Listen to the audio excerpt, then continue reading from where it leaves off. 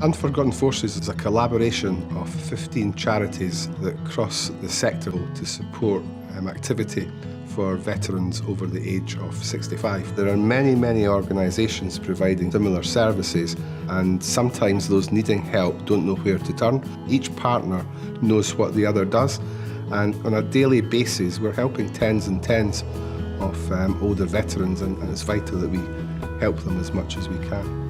My name's Emma. I'm a welfare officer for the Defence Medical Welfare Service. We provide support to veterans who are over 65 who are on some sort of medical pathway. So Defence Medical Welfare Service, or DMWS, has been around for 75 years this year. Predominantly used to work in a military setting with serving soldiers, and particularly in Scotland we support veterans who are over 65. My name's Gina Cox. I'm married to Ken Cox. Been married for nearly 40 years. He's in the Armed Forces, which was the Northumberland Fusiliers.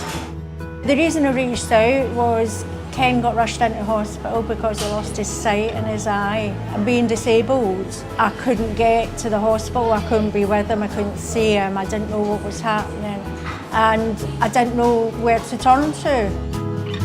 I got a phone call from David at Fares for Free, who's also part of the Unforgotten Forces project, to say that he had a veteran that he was supporting who might need a bit further support with medical issues. I was then introduced to Gina and Ken, Mr and Mrs Cox. Mr Cox, he had macular degeneration and was needing a bit of support with regards to hospital appointments and things.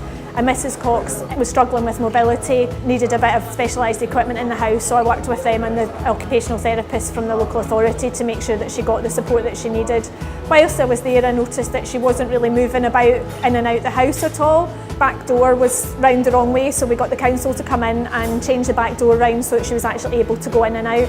It'd been a while as well since they'd had any sort of holidays or anything like that, so I asked them if they were interested in a Poppy Scotland break, which they were, and we applied and got some funding for that, so that allowed them to have a bit more of a break.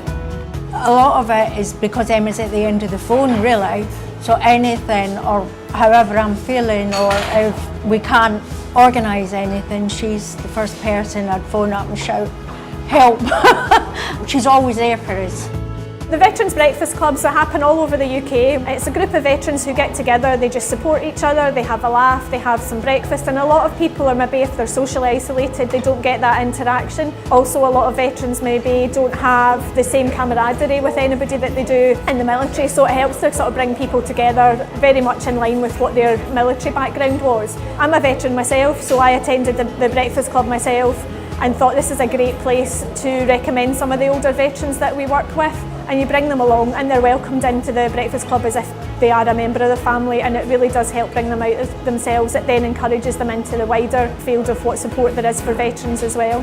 Without this organisation, and especially DMWS, I wouldn't have the quality of life I have today, especially the fact that I can now get outside when the weather's from warm to freezing cold. So from the bottom of my heart, I thank them.